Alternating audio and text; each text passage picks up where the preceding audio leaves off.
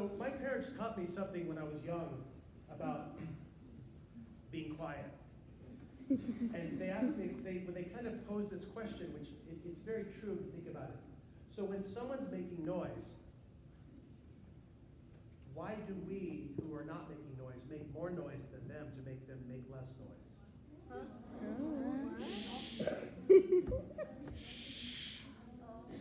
Because when I'm playing, by the way, when I'm up here on stage and all of you are very quiet and someone starts talking or making a noise, and one of you goes, shh, that's all I hear. I hear the person that's trying to make the person stop talking make sound. So, as part of my rules of engagement here, when someone's making sound, just make no sound, but look at them and just say, stop, or with your gestures. Because, as I said before, as the performer, I can hear everything, and it's unusual that I never really hear the person making the sound. I hear shh. So shh.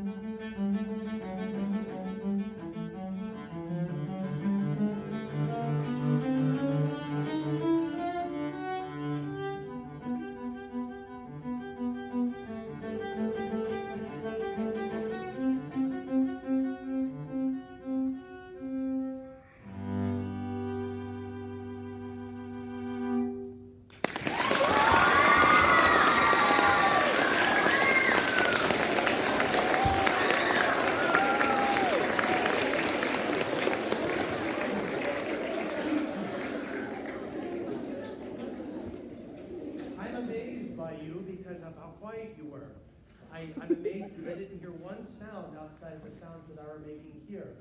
You know, that's not to be expected. When I went to concerts all the time, I would make noise with my mother, and I didn't know how to behave or when to speak or when to clap. The fact is the composers themselves who write this music write these symbols in the music. They're called rests, and they mean silence, because silence is also music. And so a couple of times I had to take a little bit of a breather, a break, to reset my bow, which does not mean the end of the piece. The composer wrote reset for another section, and I was amazed that you didn't clap. You're one of the first groups that has not clapped. And that's a tribute to you, because you are also listening with your eyes, not only your ears. I was telling a story through music, but I was also showing you that it wasn't over, because it's very obvious with your eyes when it's over. If I'm going like this and trying to be very, very contained, it's not necessarily over. It's still part of the story. So that's not to be taken for granted, that you know how to listen. So thank you for that. And that's written in the music, so I have to take that when I play. But again, so at the end of the piece, you slapped your hands together, and that's called what? Clapping. Again, we probably don't talk as audience members about what that means. By raising your hand, someone tell me what clapping means. Yes. Clapping means basically acknowledging what the person has done. That's right. Acknowledging what the person has done. The more you clap, obviously, the more you're acknowledging it with excitement. The less you clap, the less you're acknowledging it. And so, when I'm not going to clap back at you, what do? Bow. I bow. So I stand up, and a bow does not mean this. A bow basically is a gesture with the human body on, I hear you, including a smile, thank you. It's this kind of thing. So I'm physically acknowledging your acceptance of me playing for you, or my music. And I appreciate that, but also please understand that you have so much power as the audience. And it's very difficult to be in my position. Anybody who's in the public eye, who's giving a presentation, is scared, and they're nervous. Did you know, what are the top 2 things human beings are most worried about, or fearful of? What's number 1? Public speaking. What's number 2? Death. Yeah, that's crazy. People would rather die than have to get up and speak in public. Yes. So that's called empathy. Also, empathy. Can you say empathy? Empathy. All you have to do to create empathy is to think of yourself having to do what that person is doing. If you put yourself in that situation, you automatically go, oof. That would be very difficult. So again, I'm complimenting you by telling you these stories because you seem to have great empathy on how hard it is for me to be doing what I'm doing. Where do I put my fingers? There are no frets like a guitar. Why can I play without looking? All of this has been practiced. Thousands, tens of thousands of hours. But you can never know what's going to happen until you get under pressure, like a test. How well do you know it? Well, you'll see when you're under pressure. And most of you feel pressure once in a while, but I feel it every single day. Every time I pick up this cello, I put that pressure on myself to apply all this new information. I'm working on a new piece right now. I'd like to experiment with you on just the first section, but it's new to me. So I don't know how my brain is going to react to performing it under pressure because I've never done it before. So this will be about a 4-minute piece. I'll play for you, then we'll ask for questions.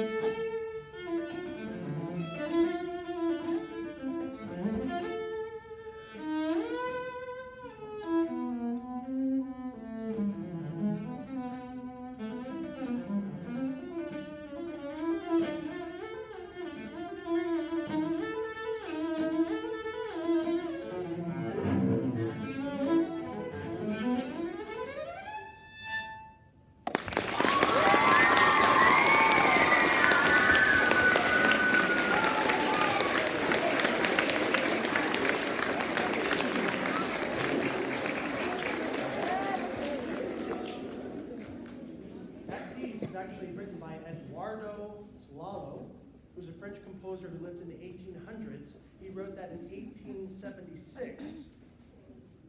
That's a long time ago, but not as old as this cello, which was built in 1693, almost 200 years earlier.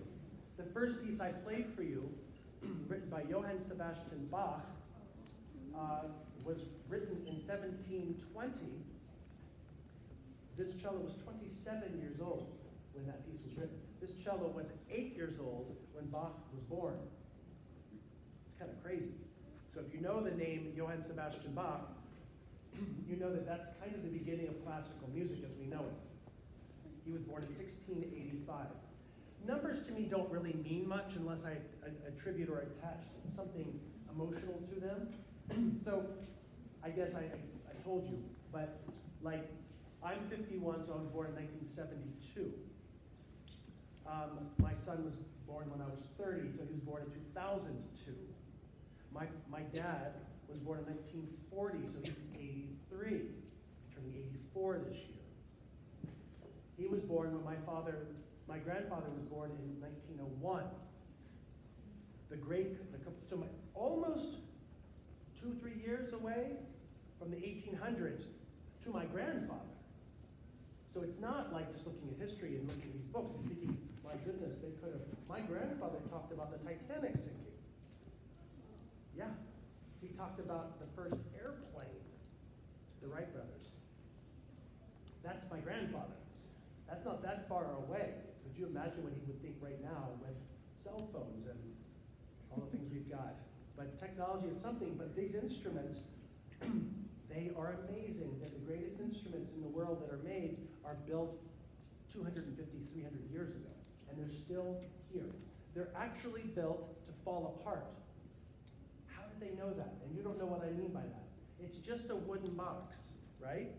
Top, sides, back. But it's held together with a very fragile glue made of animal fat, hide glue. It's fragile because wood with temperature expands and decreases, right? When it's dry, it gets tight, like our skin. When it's moist outside or humid, it gets bigger. And the fact is that if the glue were really, really, really strong and it tried to expand or decrease, it would crack. So what happens with the instruments is that they fall apart to survive. It's really interesting to me. That's why there are very few cracks, if any, on this cello. Because again, if something happens where the wood gets bigger or smaller, it'll just come apart here and they just put more glue and they glue it back. Amazing. The bow that I use was created in 1860. The man who made this bow lived during Beethoven's lifetime. Italian instruments, French bows.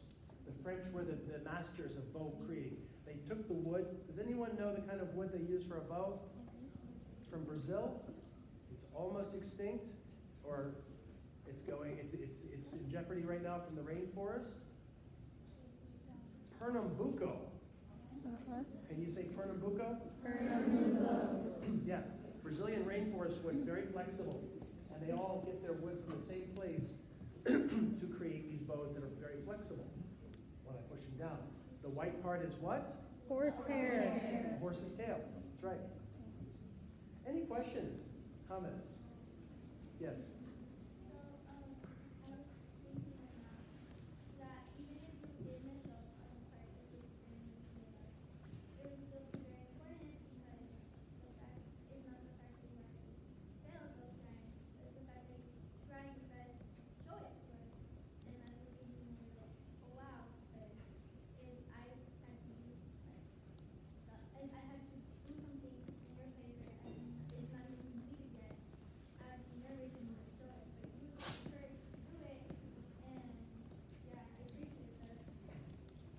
Amazing.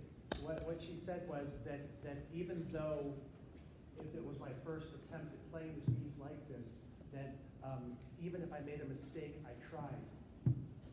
And correct. The fact is that the moment you let fear be your guide is the day you stop growing.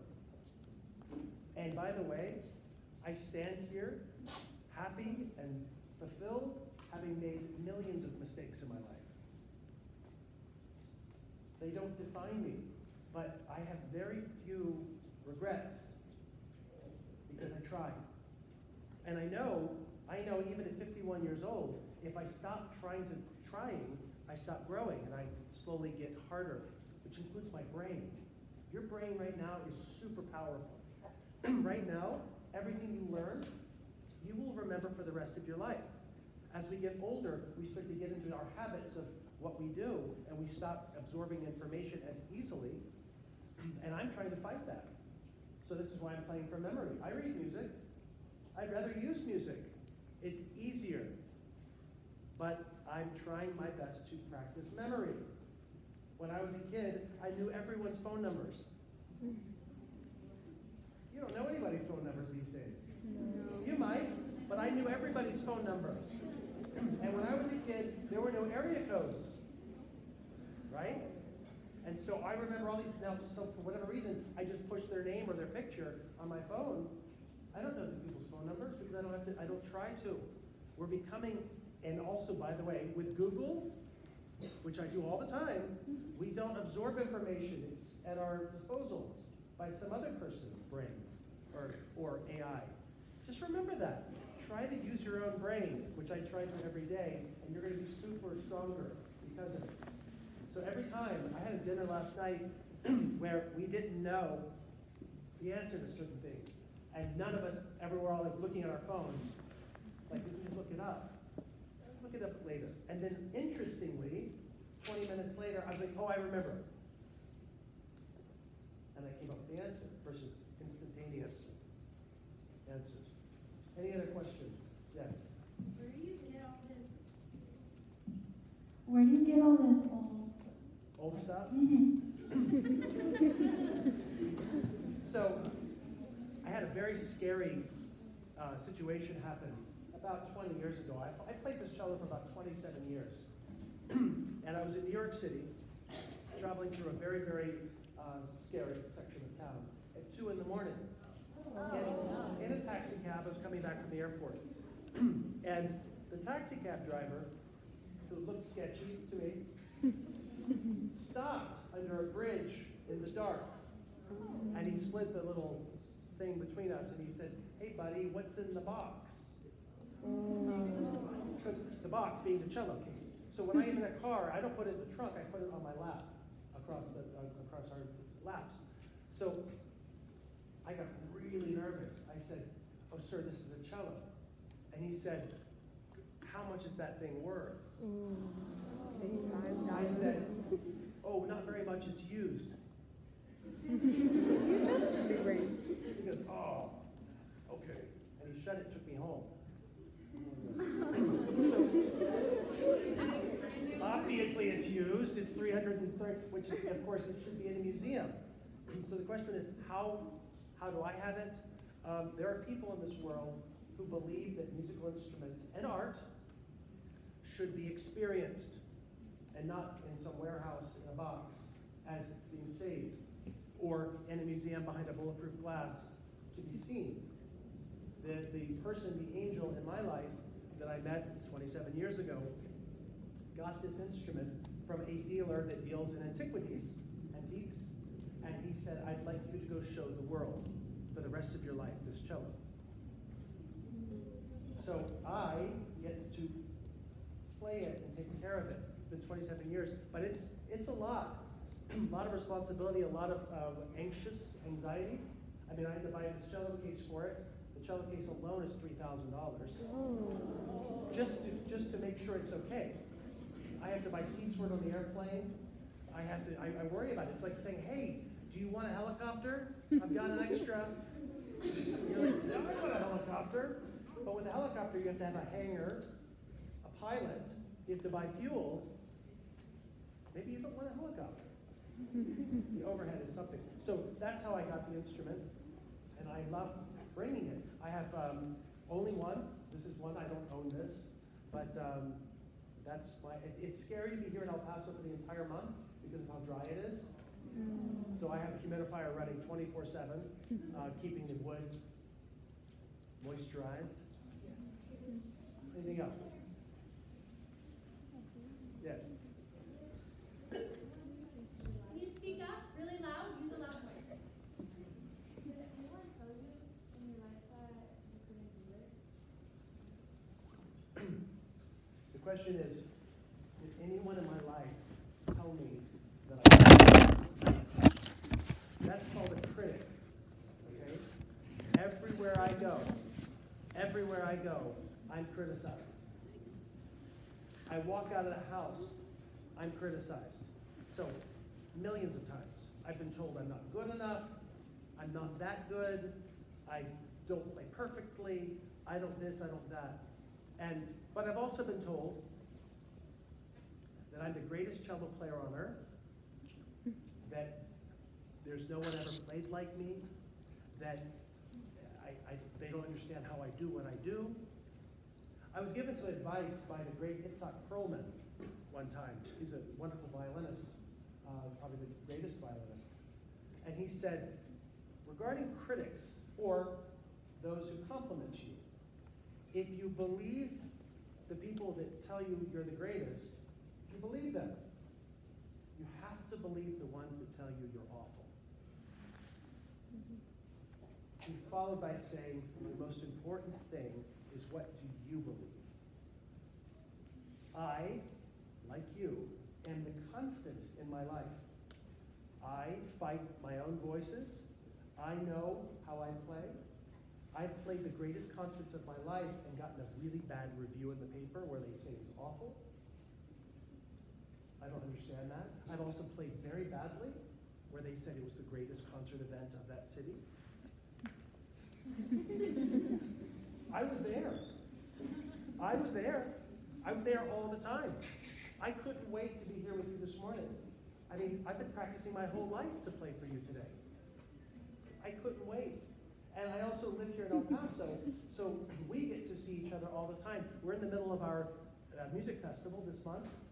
This week at noon at the museum. You probably can't come because of school. We're doing a free concert at the museum noon downtown. The weekend symphony concerts are our guest artists playing as guests with the orchestra. And then on Sunday we play at Fox Fine Arts at UTEP, which I'm affiliated with as well. Next week is Pinka Zuckerman, another one of the greatest violinists who's ever lived, is coming to town. The week after that, you may have heard a group called Simply Three. Yeah. They're coming back. And I tell you, you gotta go. They're playing at the Chavez Theater, as well as they're playing at Fox Fine Arts. Simply Three, they've got hundreds of millions of hits on YouTube. They play cover tunes of Taylor Swift, of Coldplay, of the Beatles, including Vivaldi and Bach as well. So that's the end of our festival. But I'm here all month at all the concerts. So I invite you to come to those concerts, and I hope to see you there. If you want to follow us on social media, my 17-year-old made me get an Instagram account. And it's Zuill Bailey, my name. And you can follow my adventures around the world. And you can see what I'm doing every single day through this Instagram account. If you follow it at Zuill Bailey, you'll see that I'm playing in Palm Springs on Saturday, and then I have to fly all night, and I'll be sitting here in El Paso playing on Sunday afternoon. No one knows this stuff unless you follow those kind of things. You can also go to El Paso for Musica and follow what we're doing. I know we're running out of time because you've got lunch. Final question. Yes.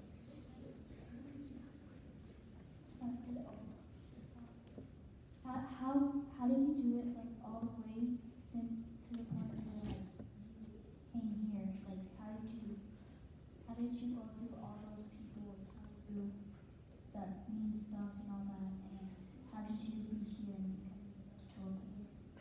Well, look, I'll make a basic overview of my story, and it's called Survival.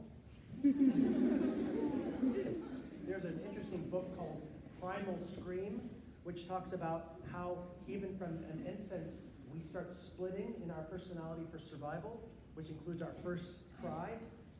I grew up in Virginia. I got away from my parents when I was 18. I went to college in Baltimore, Maryland. kept entering competitions, kept playing for everybody and doing these kinds of things. Slowly, at 18, 19, people began paying me little bits of money, to play for them. I saved that money when I was younger. I learned to save. I learned to appreciate what money is. And then I moved to New York City, and I went to a place called the Juilliard School in New York and lived there for 8 years. Continued to make a little bit more. I went from, hot dogs every meal to hamburgers, to then I could afford the French fries on the side, and then I got the ice cream later. I just kept building slowly, knowing what I told you early on, that I wanted to make my life in music. I just kept building slowly. And then when I was 29, I visited here, El Paso, Texas, to do some things here for just a couple of months. And I was asked to stay. And I thought, why would I want to stay in El Paso, Texas, when I live in New York City? And then 9/11 happened. Literally that week. September 11th happened in New York City. And I was like, I'm not going back to New York City. And that was 23 years ago. I stayed. I loved and love El Paso for the community, for the sunsets, for the altitude up, for the border region. I love it. And I use El Paso as my home, and I travel a lot, but I just have built and built and built. Every little section of that life I told you, I had no idea what I was doing.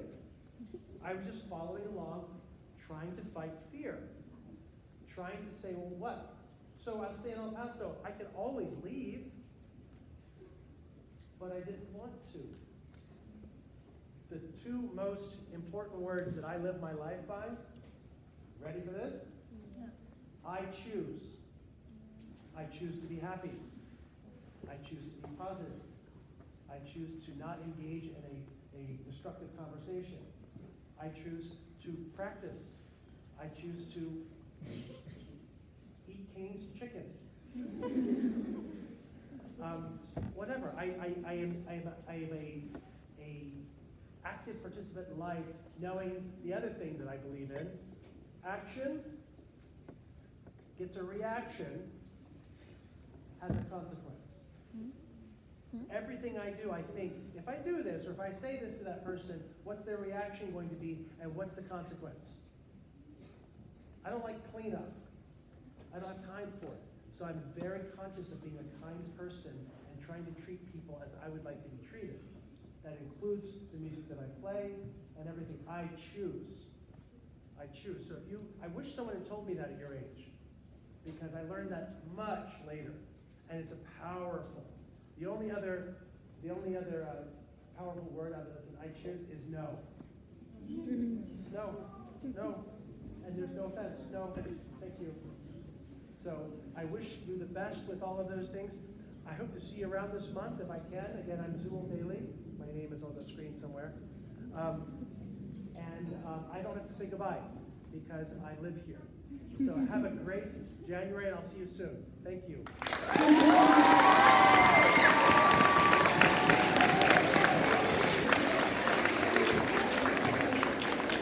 Thank you, Transformers, for being a great audience. What a gift to hear this beautiful music today. Thank you so much, and for the inspiring words. I would like for high schoolers to be dismissed first, back to advisory. High schoolers, thank you.